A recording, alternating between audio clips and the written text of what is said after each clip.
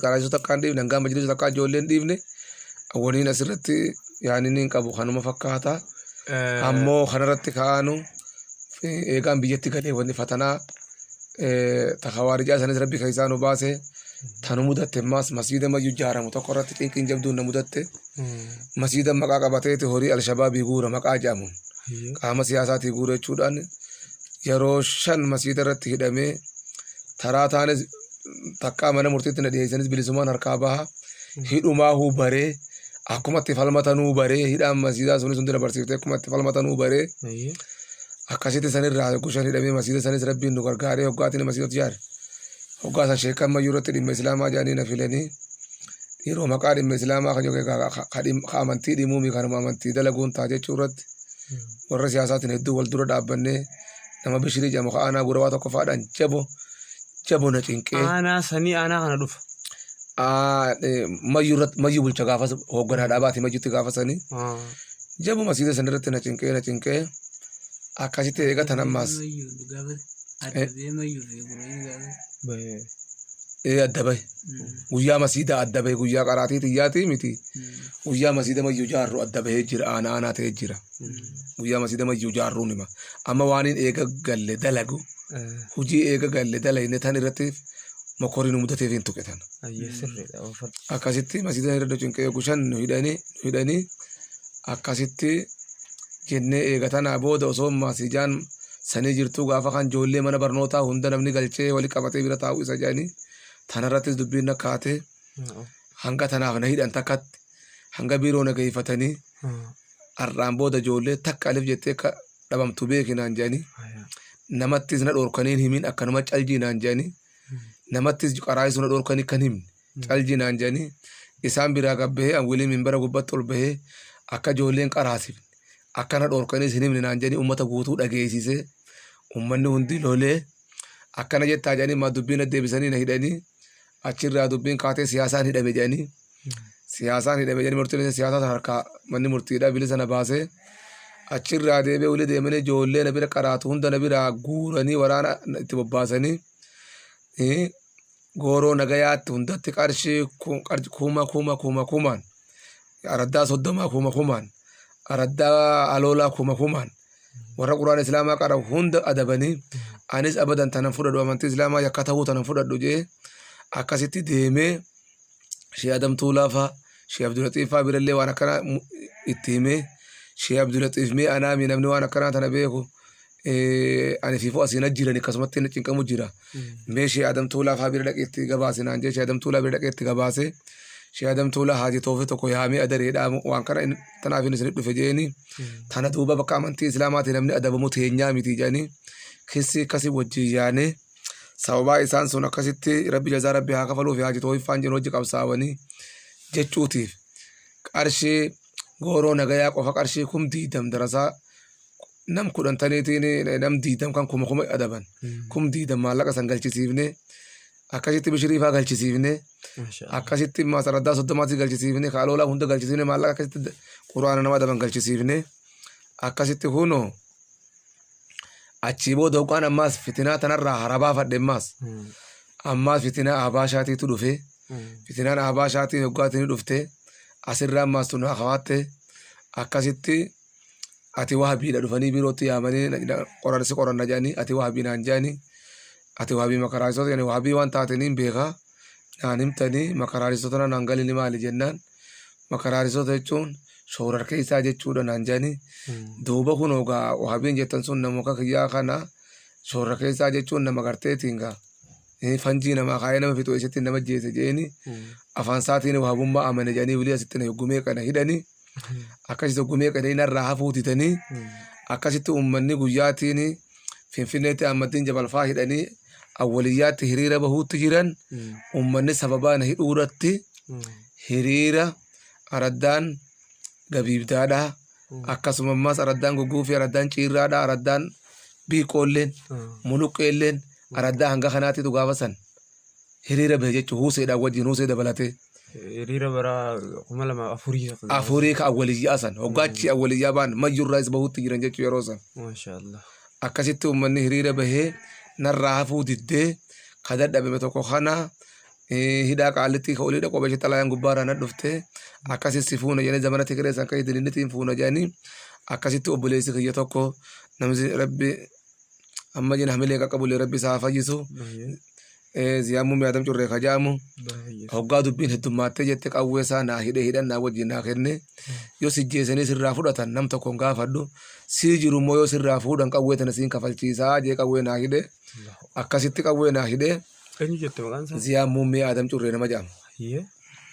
Akkasi qawwee isaa naa hidhe akkasitti qawweef jalatti awwaalladhee kan nam tokko narratti hin beekin qawwee isaa tana jabbalee fedhe gaafa kaan waraanni dhufee si fuuna jee mana nu fide waraana san akkasitti qawweedhaan firraa samirsiisee alaana dhufanii si fuuna jedhanii qawwee anis manaatti nyaachifadhee akkasi kutan akkasitti isaan yaanaan ifa lafa buufadhee ganama akkasi qawweetii qabadhee harkarra deeffadhee bahee akkasitti gara ji'a 8 cinaa kana qawweetii fudhadhee daggala lafa bosonaa lafa duratti bilisa baasaan keessa Oromoodhaa keessa dur taa'u ija hammeessaa fa'aa bakka ja'amtu mardiida fa'aa bakka ja'amtu dharraayyoo daadhii fa'aa bakka isaan dur ja'an bulchaa lafa sanii irraa bishaan dhugaa bulchaa lafa sanii gala'aatiin bishaan dharraayyota san hundarra deddeemee laalee ka dur arma gaggale kun hundu lafa isaan dhagaa dur isaan gara gaggalchanii laalan kan hunda laalaa suniin namuma akka kiyyaatii miti ka bilisummaa lammiitiif arma galu anammoo har'a amantiifin beeduus seenaan qabu jeechuma bulchuma keessa jajallataa lafa san hundarra deemee lafa gaafa san bilisa baasaan taa'e san kaniin dur hin beekne oduu malee hin beekne hunda si irra deemee hunda takka takka dharraayyoo takka bare keessa deemee bare hattaa goda dachii jala deeman kayyootiin dachii jala deemte zaa'aa lama dachii jala deeman hunda goda zaa'aa lama dachii jala deemuu dandeessu. Kan amma bishaaniif keessaa qabu nyaatuma qofaa yoo seennatte malee nyaatuma qofaa yoo seente malee bishaaniif keessaa qabu kan bishaan mawjiin kun goda keessa dibjanii deeman.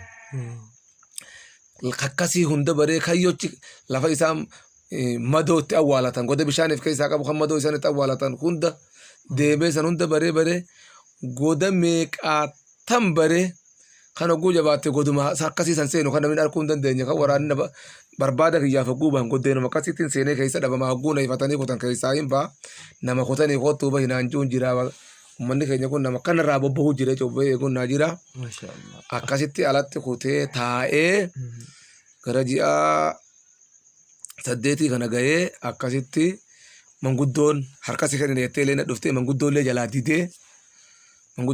didee ayyoo rabbi nama rabbiin taane mallas du'e malee yookaan mootummaan isaa gargalte malee hin galu jee jalaa didee mallasiis ajjeesee qabbanooyitee biyya qabbanooyite kaniin magaalaatti hin galin warra kiyya biratti kaniin hin galin baadiyyaa ganda keenyaatti galee achuma warri kiyyaas na qunnamaadha isaanii galee ganda baadiyyaa jira anuma qabanii anuma dhiisanii booda fayyadamni tokko na qabee akkasitti gaa haakima geessina jedhanii wasaasarra na baasanii akkasitti sha'abiin teenya hundinuu qawwee silaa horiin bitan tana namuu hidhatee wasaasarra na baasanii hoggaa na fidan tooftaa fidan jedhanii narratti waliin bu'anii rasaasni waan dhawamne waan rasaasa achi waliin nyaachifatanii akkasitti wahabii fidan jedhanii nu hundaa wahabiidha waan silaa fidan fidaa jedhanii hundi keenya wahabiidha wanni araddaa gabiidaa ta'e wanni uuma silaa fidan durachittuu dhufanii hoggaa nan qa'ee galee na dhufanii wahabii ajjira hunda keenya wahabii yoo amantiidhaan kan nama fixan taate suufiyyaa dibbee takkaan garreentu hawaasni guutuun jedhanii eega hundi keessa waabii taate sin dhiifne jedhanii yaa'an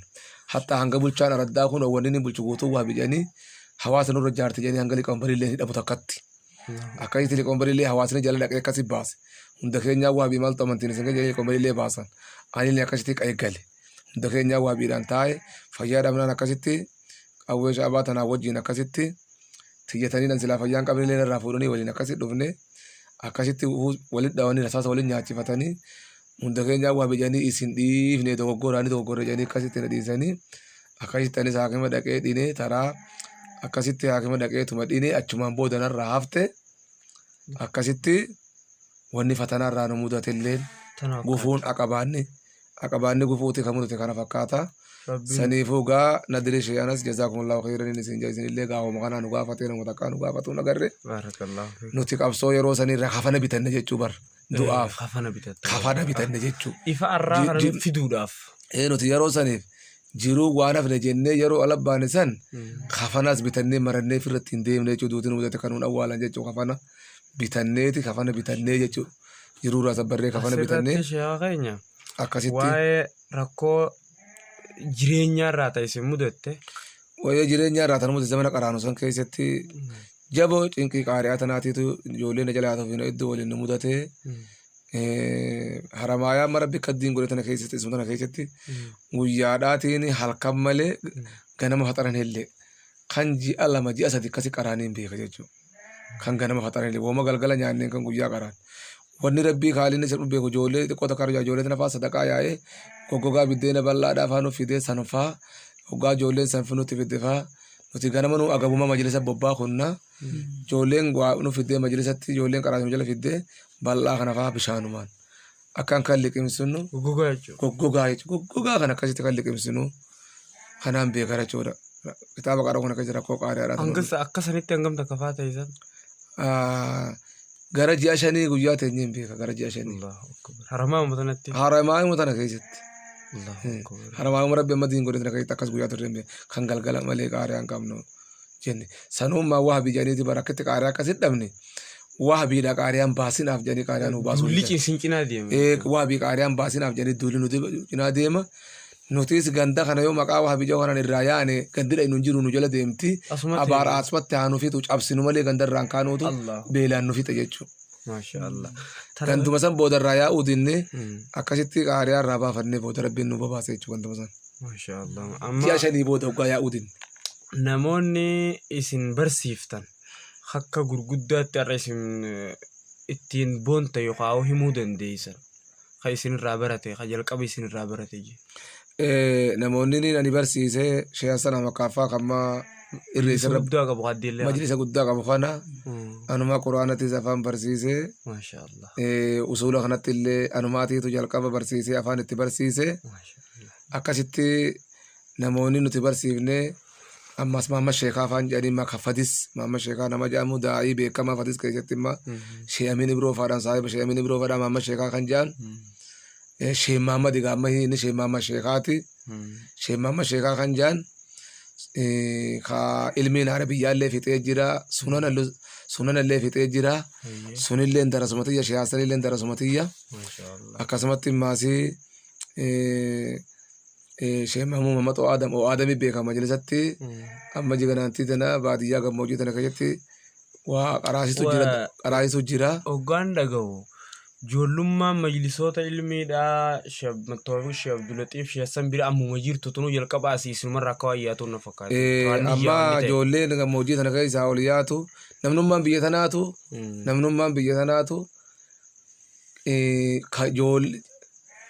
namumaan an quraana barsiiseefi namuma darasaan tiyya barsiifte malee hin jiru. Hin jiru habarate.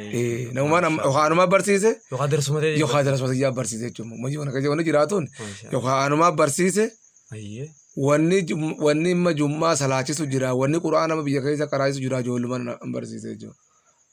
Galtee yookaan darasuma tiyya ta'a yookaan darasuma tiyyaati ta'a jechuudha. Umriin teessan tilmaamaan hanga umriin tiyya amata 45. Akkasii. Akkasii walitti amata 45 jiraan. Maashaallah. Akkasitti kunoo ilmaan meeqa qabdu? Ilmaan warri duraa sun 3 dhalteeti duute. Tun immoo rabbi rahmata haa godhuuf isiidha. 3 dhalteeti duute gara tokko du'e 2 sanirraa isin jira. Tan ammoo hojii jiru tunis ilmaan 8 qabdi jechuudha. Maashaallah ilmaan dhiirri rabbi isaa godhu. Amiin. Akkasitti ilmaan 8 qabdi tunis. Gaasonni keenya wanni inni fakkaatu kanuma fakkaata. Maashaallah buleen keenya kunoo Sheekha qabaanni gufuun nu mudate tanuma fakkaatti. Kanuma warraa immoo rakkoon garummaanu jidduu takka midhaan nyaannetti. Akkasitti maasii gaa suni fayyadamni illee na darare maas. Fayyadamni gartee akkasitti jechuun illee xiqqoona turee na darareeti bishin gaallee dadhabee. Gara amata dhugatti gara amata 12 kan aanan hin jiraadha aananuma qofaan. Nyaatanuma wantoota. Nyaatanuma wantoota. Muujjizaa ajaa'ibaa jechuudha. Aananuma qofaan hin jiraadha jechuudha gara amata 13 kan himmaati. Aananuma dhuyite. Aananumaan hin jiraadha. Ammaan dhiyoo sana xiqqoo baasaa tokko malee. Kanaa hoogi hin dadhabaa. Baasxumaa tokko kanallee eegumaan hajjii dhaqee galee hanga kanaa baasaa kana tuttuqe malee hajjii gootanii hajjii godhe eegumaan hajjii dhaqee godheen galee rabbiin tanaa'uun amma nana wayyeesse akkasitti fayyadamni na cinqeetiin aanumaan jira. Maashaallah rabbi sirraa fayyisu. Amiin amiin amiin. Tunis mujiza ajaa'ibaati. Waan hin barsiisu waan hin barsiisu jira. Maashaallah. Aannan waan hin barsiisu jira qarshuma aannan bitadheetuma hin barsiisu jira. Darasaati jagaa hunda wal jala hin finne akkasitti maasii wallaggallee darasaan tijjanii jirti. Wallaggatti sheema xaariif jedhanii kan illi korraa godaane wallagga gale san. Sheema xaariif illi korraa ni godaane. Ni godaane. Sheema xaariif illi kosun illi korraa kutee wallagga jira. Darasi kee tokko isa jala kutee majanaanti tan isa biratti majana achitti maka darasaa sheeka biratti maqaraa isu jiru jira ammallee darasichi kee tokko ammas kawaan ammas kajabaateetitu jira karaa burqaa kanallee kajabaatee jira Ahmad Ali Adam Sayyid Janini Khawallaggato Khawallaggalle Musa Mabahar Tahir Janini warri jajjabaani mega warra garteetiin warra jajjabaatee ilmi arabiyyaatti seene matnootaas baree qaraasisu ka ilmi arabiyyaattis bireen dubbatu jira malee waan sirraa barataniif darasaa ittee malee warra sheekan ta'een himu jira jarrini warra sheekan ta'een dubbadde malee warra immoo osoo garteetiin gaa matnoosoteen kana qara'ee qaraasisutti jiru hangan qabu diddiiminattis qaraasisu ka jiru jira Karrabalchi rigaata diddiiminatti qaraa'isu jiru jira darasaantiyya rigaata karrabalchiitti qaraa'isu jira Ahmad Ali Bakar jedhanii qaraa'isu jiru jira Abdallah Ahmad Nurfaa jedhanii akkasuma darasoonni kiyyammaas gabiibdaa ganda qaalluu bakka jedhamtu qeensoo bakka jedhamtu nuuriyya jedhanii ishee nuuriyya jedhanii qaraa'isu jiru jira akkasumammaas gabiibdaa raraasaa bakka ishee Usmaal jedhanii qaraa'isu jiru jira kajummaa salaachisuus akkasumatti darasumatti ta'ee qaraa'isulleen akkasuma jira.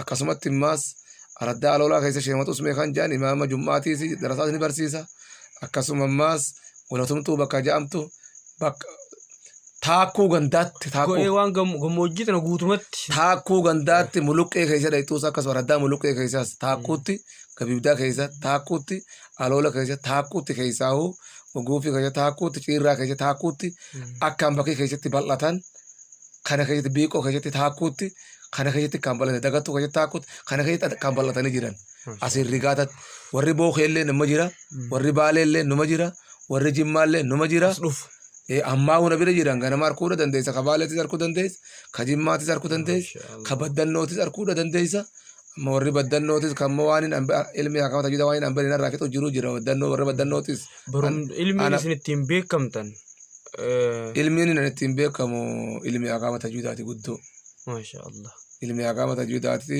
ilmi akkama tajaajila quraanaa ilmi akkama tasheeticha fadisan raabarate hedduu saniin inni irra beekaman maashaallah tanga ilmi rabbi hunda waan beekan namaaf nama dabarsanii awwaliin hedduu barsiisuun ijoollee beekamu quraana ilmi akkama tajaajilataa tana hidaayaa fi murshidii fi jazanii fi kana kitaaba aqiidaarraa kitaaba toohidii fi usuula kana kaniin hedduu beekamuun ijoollee muftii dana afaan barsiisan. Kaxiqqoo wayyaa olumaan qajeelcha ishee kan keenyatti ol qajeelcha jechuudha. Majlisa ishee Abdulatiif guutuudha namni jajjabaan achi keessa jiru. Ishee Usmaa'il Xalaa kan jedhan achi keessa jiru. Majlisa ishee Haasan guutuudha. Kashee Abdulatiif guutuudha. Kashee Ahmad Toofiq guutuudha. Kashee Usmaan keessa guutuudha. Kan ishee Jamaal Eeguu keessa guutuudha. Kashee Aliyyi Awwaallee keessa guutuudha. Majlisa Armaan Olii kana keessa. Warrichi irraa amma ijoollee walitti qabee qaraa'isu jiru jajjaban ijoollee na biraa akkama tajaajila barte. Maashaallah jazakallahu khairan. Akkasitti adaree Sheekh Jamaal Abdullah Hassan bira guutuudha. Sheekh Iliyaas Kombolchaa bira guutuudha. Adaree Sheekh Jamaal Abdullah Hassan bira guutuudha. Kombolcha Sheekh Iliyaas biraas. Sheekh Aliyyi Sheekh Usmaan Diree Xayyaaraatis. Sheekh Aliyyi Fal'aanaatis. Sheekh Khaliif Qeyrensaatis. Hunda bira jirti ijoolleen nagaraayis. Maashaallah jazakallahu khairan barakallah. Ammas Sheekh Abdulaziz Burqaa biraas ni jirti. Sheekh Ticammaa dhiyoo tana Burqaa qubate san watar biraa bahee qubate san maqaan jalaa duruu bade isa biraas ijoolleen yemmuu guutu. Maashaallah. Takkanaati. Akkasitti kunoo takkanaati sanuu fakkaatti. Akkana jazakallahu khairan sheekh keenya Sheekh Adam Mayyuu yookaan Sheekh Adam Toofiq Sheekh Adam Mayyuu jechuudhaan kan beekamu. Magaalaa Mayyuu Husee keessatti kan barsiisu an obboleessi keessan Nadrii Sheenas dhaqee waa'ee isaa waaniin dhadhageef dhaqee gaafadhee akka hijiraa islaam rasuulaatti sallallahu alaihi wasallam seenaa bara 1443 muharram seenaa jechuudha bara 1443 seenaa muharram seenaa jirra guyyaa takkamoo malee afurtamii amma bara 1443 amata afurtamii fi sadaffaa ma seenaa sadaffaa takkaarree galee guyyaan seenaan kun waraabame jechuudha naasee guyyaa afurii sadii naasee guyyaa sadii bara 2013 jechuu akka lakkoofsa Itoophiyaatti seenaa kana Sheekh Adam irraa mana isaatti mayyutti dheeyne irraa waraabne inshallah seenaan kun gara kitaabaa fi waraabbii nashiidaattis akka dabru abdii qabna inshallah taan fuuldura bal'inaan